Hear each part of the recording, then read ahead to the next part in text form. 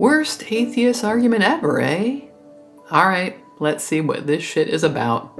Hi, my name is Scarlett and I am an atheist and skeptic, and today I have a video from one Brian Holdsworth. It's not new, it's about 3 years old, but I still see this same argument. Did you hear the scare quotes? Yeah, cause it's not an argument. Bandied around. No blibbity blab on this. Something is wrong on the internet and we are going to get to the heart of it.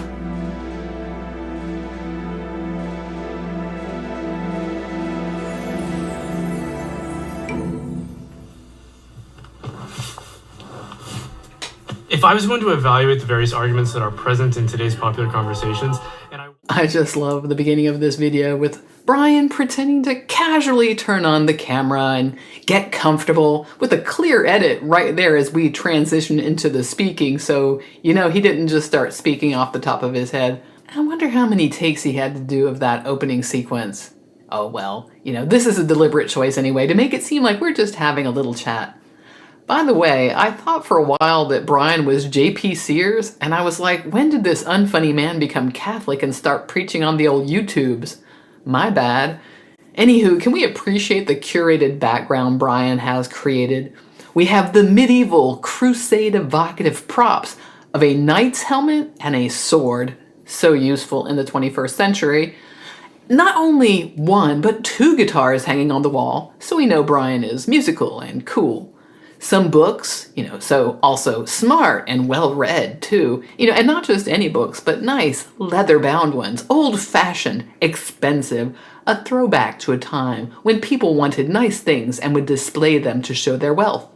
And then some Catholic trinkets, I think, in there.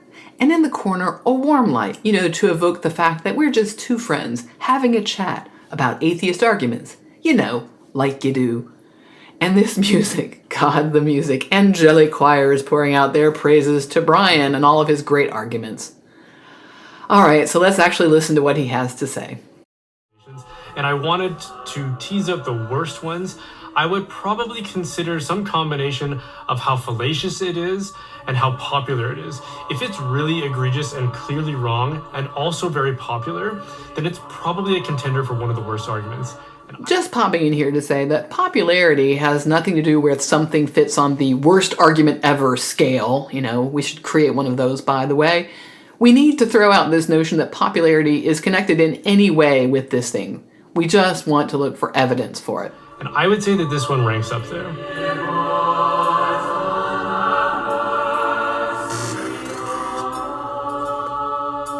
Oh my god, so white. This video must be in heaven.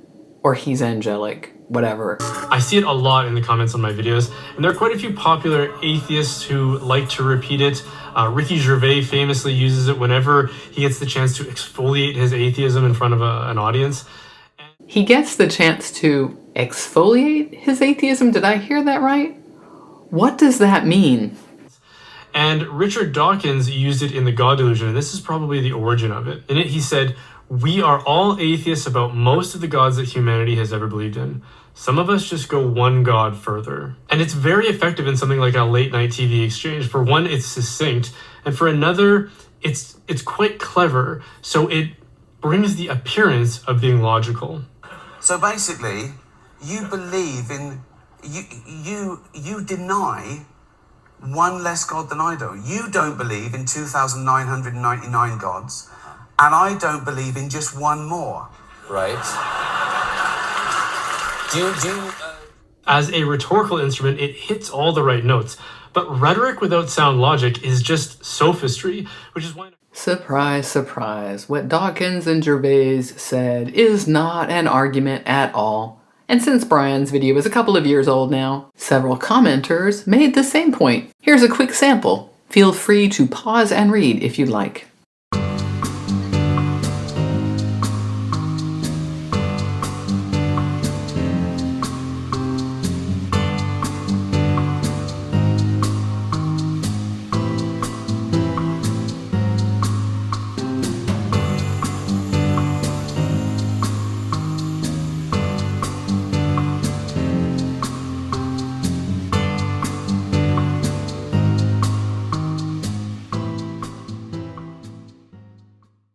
As I see it, there are a couple of points to this quippy statement. First, it can help a theist understand an atheist's point of view. There have been thousands of gods proposed that the theist in question doesn't believe in. Atheists feel about their God the same as the theist feels about all the other gods. This quip can be brought out when a theist asks incredulously, "How can you not believe in God?"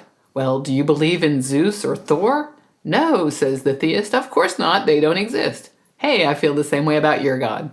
Second, it can be a way to elicit from a theist the epistemological basis for their belief. Why do you, Honorable Theist Esquire III, hold the belief in God that you do? I don't see a reason for it. It might make the theist think about their reason. And I'll tell you, when theists name drop famous atheists like Dawkins and Gervais, you can see the importance of representation. Famous people get attention. Whatever you think of the likes of Dawkins and Gervais, and I don't like everything they do, of course I don't have to, they're not leaders or anything, but anyway, they break through all of the static, and theists like Brian here are trying to communicate to their audience why they shouldn't take these statements seriously. Let's see what else Brian has to say. Which is why in a classical liberal arts education, you had to learn logic or dialectic first before rhetoric. You had to have a proper understanding of what sound logic was before you applied persuasive speech to it. Otherwise, you would just become a sophist. Does this just mean education was better in olden times? Kids these days with their video games and cell phones, people used to logic, but now they suck at logic? Brian could have used a little classical training or whatever because he can't recognize a real argument. But like a lot of good things from our heritage, we decided to discard that educational tradition. So our educational superiors decided we don't need to teach people logic anymore, which is why sophistry has such free reign over the popular conversations that are present in our culture these days, from politics to advertising to books like The God Delusion. So that's a yes on the things were better back in the day. God, wish we could go back to the Middle Ages where we used leeches to treat illnesses, but at least people recognized sophistry. Which, to be real, no, they didn't. Until recently, most people didn't even get an education. It really was for the elite. I just love all this posturing about some halcyon days of whatever you think needs to be happening. I bet that whatever point in time you think was a glorious time, there was some asshole then shaking his fist at the clouds and talking about kids these days. And it's funny he mentions politics and advertising in connection with the God Delusion as if these are all the same thing. I mean, advertising is there to get you to purchase a doodad or a service by saying why you should want it and why it's the best.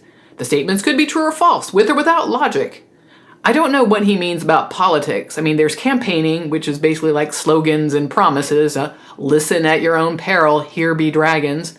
And there's commentary, which could be underpinned by facts, but, media literacy would help. There are those pieces that wander between lies, facts, and opinions, slithering around like a snake.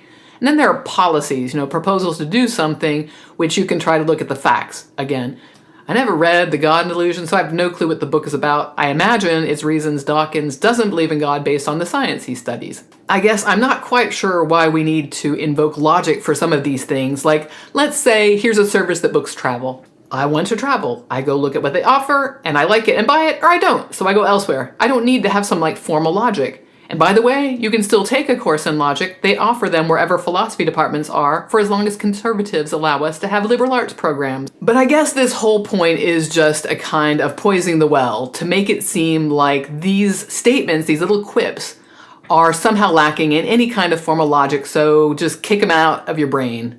Let's keep going. From the perspective of a theist like me, it's quite difficult to respond to because it's so short and witty that people expect an equally short and witty reply. But instead, we find ourselves trying to do this whole educational exposition of why it's fallacious. The truth. Lol, educational exposition, as if. Yeah, it's witty because it's a quip, and Gervais specifically is a comedian. But take your time answering. No one really expects you to reply in an equally quippy manner. The truth is, it's a non sequitur in the highest degree, and that's being generous. It simply doesn't follow that because you believe in one less God than I do, that I'm practically an atheist too. I have the impression that part of being an atheist about some gods really gets under Brian's skin. What do you think? Methinks the ginger doth protest too much. But seriously, it's just a response to this incredulous question, like, how can you be an atheist? The whole point of the statement just flies over Brian's head, and maybe it's because he's worried that Sky Daddy will punish him because someone put the label atheist on some part of his identity. By the way, I don't think people think that you're practically an atheist. That is literally just a jokey thing that was said. It also doesn't follow that God doesn't exist, or that atheism is true, or that theism is false. There's nothing valid in its content, and it doesn't even seem to assert a conclusion, so we're just left trying to grasp at what the conclusion might be. But because LOL, it leaves you grasping at the conclusion. Again, it isn't an argument, and it is true that the beliefs someone has don't indicate the actual truth of those beliefs. They need to be demonstrated, supported by evidence. But the point is simply to get you to understand an atheist's perspective, which is apparently too much to ask of you. But I'll tell you, this 8-minute video says to me that the little quip gets under your skin. But because it's so common and so popular and often repeated, it does require a reply. So if we as theists need to reply to it in a succinct way, I think the best way would be to come at it by way of an analogy. If it's valid to claim that since a person like myself rejects the majority of claims about God or divinity, then I might as well reject all claims about God or divinity, then It's true, just because someone said this thing doesn't mean you have to accept it. But I would hope that you would actually consider why someone would reject your specific beliefs. And I would also put it to you that there are tons of theists out there who believe radically different things than you do, even other Christians who reject specific doctrines you hold. And I think it would make you pause and want to consider this. I think you might also want to consider why this deity you believe in isn't obvious to everyone. Why do people believe radically different things about this supernatural entity?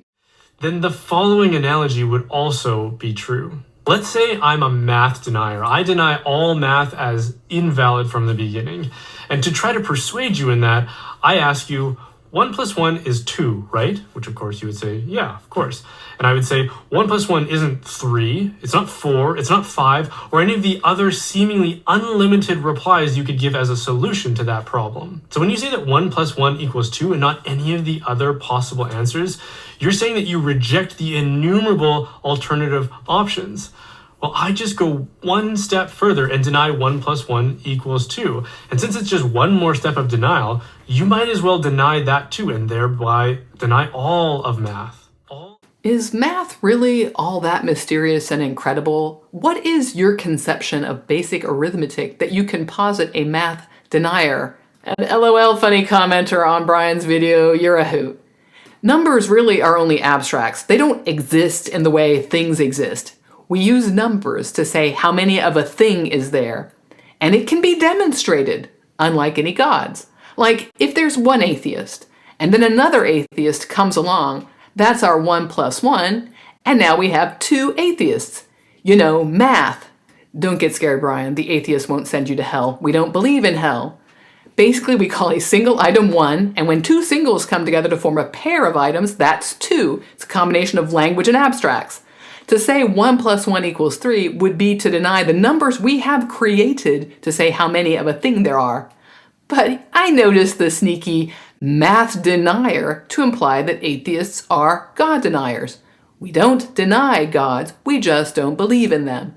But gods have to be intuited or believed in by faith or some other bullshit. Math, on the other hand, is an abstract system of representing real-world processes that are important to humans. To deny math is simply to fail to communicate properly how many things are present.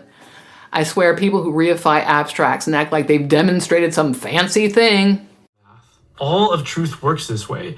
To accept anything as definitively true is to reject all of the incompatible alternative options. Truth is exclusive. To say yes to anything is to say no to everything else. So that Truth is something we have to construct based on what adheres most closely with reality. There might be more than one answer to a question or problem, so I think that Brian is overstating this right here. But I want to point out that we need to look at the evidence for our beliefs. Depending on what it is, we might use our experience and senses, or we might need some more rigorous testing and observations. And to get back to the math, 1 + 1 = 2 really is just how we count things in the world.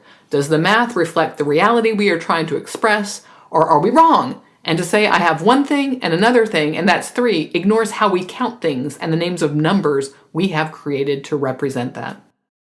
So that original argument is like telling a married man that he's practically a bachelor because he rejected every other woman except for one. The only difference between him and a real bachelor is that a real bachelor just goes one step further. So I hope you can... Hooray! More word games. This is the stupidest analogy I've heard. Although one commenter was impressed by it. Maybe Brian needs some of that fancy logicomacation he was discussing back in his lament of olden times. So, bachelor is a word we have created because we humans find it useful to designate people's unmarried states. It's the state a person occupies when unmarried, specifically a male person. And a married man didn't reject all other women, he chose a woman. I really doubt that any single human has the ability to actively reject all other marriageable people. Again, I note the implication that atheists are rejecting gods in this analogy. But we aren't rejecting, we are withholding belief because there is no evidence. Maybe you feel like you are this married man, choosing the one God and rejecting the others. But you would have to think that those other gods exist to be rejected as opposed to not believing in them. Again, if you're sure they don't exist, you simply don't believe because of lack of evidence. And I feel that way about your God. No evidence, so no existy. So I hope you can see how embarrassingly absurd that logic is when applied to anything other than God. Certainly I would be embarrassed if I thought up these analogies because they are nothing like the quip we are discussing in this video. I know that Brian wants to capture the verb and the je ne sais quoi-ness of the statement while implying atheists are unreasonable, but he really fell on his ass on this. The other problem with this argument is that it seems to suffer from a false equivalency, which is common in a world that likes to compare all religions as if they're making claims about the same fundamental parameters. Lol, no comparative religion, your fancy schmancy liberal arts education, I guess. Sure, religions don't all make the same claims, but there is still the same amount of evidence for your God as there is for Ganesh, Jupiter, Freya, Ra, or Ahura Mazda, which again is the point. So as many atheists insist, rejecting the existence of Thor or Odin or Santa Claus or the Tooth Fairy is no different from rejecting the existence of the God of the Bible. But I wasn't even gonna say Tooth Fairy or Santa Claus because I was sticking to religions. Hey, but add in leprechauns and woodland sprites. No evidence for this shit either. But this betrays a fundamental misunderstanding of what it is that Christians and Jews claim about God, which is that God isn't some higher being within the universe. As Bishop Barron often says, God isn't one being among many within the universe. He is being itself. Because God is being itself? Could you elaborate on what that even means? By the way, in the Bible, being itself walked in the Garden of Eden and chatted with the likes of Abraham and Moses. Because the thing about Zeus or Santa Claus is that you can provide contrary evidence to their existence. If it's claimed that there's a jolly fat man that lives at the North Pole who travels around the world and drops presents under trees every Christmas, well, you could set up a video camera to see who it is that actually drops those presents under the Christmas tree. You could fly over the North Pole and look at satellite imagery, and if there's nothing there, then somebody has some explaining to do. Yeah, we could say that people thought Santa lived at the North Pole, but now we realize Santa is actually the spirit of giving, which exists as an energy, and the fact that the videos show parents putting presents under trees is actually proof that the spirit inhabits those who seek it out. And too many people think that this is the kind of thing that's being claimed about God in Christianity or Judaism, or even Islam for that matter. They think that we're talking about a bearded man who lives in the clouds. And as soon as we have the technology to fly up into the clouds, we notice he's not there. So if he's not in the clouds, maybe he's just remote in the cosmos somewhere. Instead, dude, those are literal things that have been claimed throughout time. I mean, again, Bible God showed himself until he didn't. And it's funny how he became being itself once we were able to fly into the clouds and notice there wasn't some bearded dude up here hanging out in an eternal harp jam session with angels. By the way, in the Bible, Jesus is said to have ascended into heaven Where did he go? Oh, I know. That was aliens. Instead, what is actually being claimed about God is that he transcends the universe, the natural universe. He is the ground of all being. He isn't some being within a reality. He is the source of all reality. So God is the simulator? I mean, it's fucking convenient that there's not any way to observe this deity. That he is reality, or he's beyond reality, whatever that means. Or he's a spaceless, timeless mind. I mean, the ancients didn't think this. It's only when we got good tools to look out at our universe that this changed, because we can see no God hiding out there in some nebula like the USS Enterprise trying to flee the Romulans. So when you put rejection of God, who is the creator of everything, in the same category as rejection of gods who exist within that creation, you're betraying a fundamental lack of appreciation for what it is that's being claimed. It's a category mistake. It would be like... So is this the definition of special pleading, or what? My God is oh so special, don't put him in a category with other gods. Also, can we get an Apologist Unappreciation Day? A day to show our fundamental disdain and lack of appreciation for all apologists out there propping up empty beliefs. We could send them dead flowers. It would be like saying, I reject the findings of the Warren Commission. Therefore, I can also reject the claims of the Universal Declaration of Human Rights. It's like, there's no correlation between those things. There's no reason to be comparing them at all, which is why... It is true that each document needs to stand on its own, and you should evaluate each one on its own merits. And by the way, I'm happy examining the different claims religions make about their deities and the supernatural. But at the end of the day, here is the commonality. There is no evidence. There is just the blustering and blubbering of apologists about why their precious deity does do the existing, but it's just in a way that no one can perceive. It's like the theist's Canadian girlfriend. Yeah, she exists, she just goes to another school in another country, and so you can't meet her.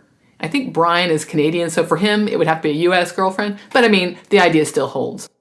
Which is why I think atheists should be attentive to the fact that when you debunk the claims of one religion, that doesn't mean you've debunked them all. They aren't the same thing. Any more than 1 + 1 = 2 is the same as 1 + 1 = 3. Debunking the latter doesn't prove that the former is wrong. I do agree that debunking one religion doesn't mean you have debunked them all. Forget your dumb math non-analogy. But you have again missed the point. It is that atheists don't see any evidence for your God, like you don't see any evidence for other gods that are posited and other people absolutely believe exist. And in this video you told us, well, of course you can't see any evidence of my God because he is like outside of it all, man. He is life. He is the universe. Man, you can just feel it. And here's the thing. I shouldn't have to go out looking for your deity. If there are any out there, if they want to be worshipped, they should be able to make themselves known. Now, Brian is Catholic, so his God is all-powerful, all-loving, all-knowing. And forget us heathen atheists who don't accept the Catholic Church or other religions who believe differently. There are Christians who think that Catholics are demonic or deceived and definitely going to hell. Anyway, it is interesting to me to see how someone can take a statement that is essentially an attempt to communicate a viewpoint to try to find something you share in common, namely a lack of belief in other gods, to explain this position. Brian fails to do the least amount of thinking to engage the intent of the quip, and instead does several minutes of nuh-uh. And the ironic thing was how he complained about a lack of solid logic and reasoning at the beginning of the video, and I think he failed at doing that himself here. Shock, I know.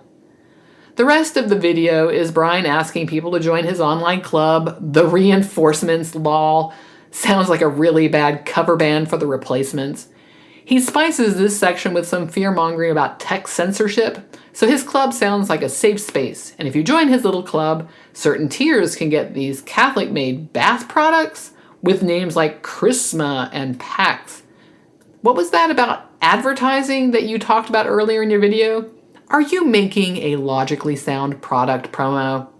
Look, I get lots of people have merch lines, and in our late capitalist system, you do what you can to get by. But it is amazing to me how many Christians have special Christian product lines, so you know your products don't have heathen or woke cooties all over them. Anyway, there you go. Brian Holdsworth's presentation of the worst atheist argument ever in all its deflective glory.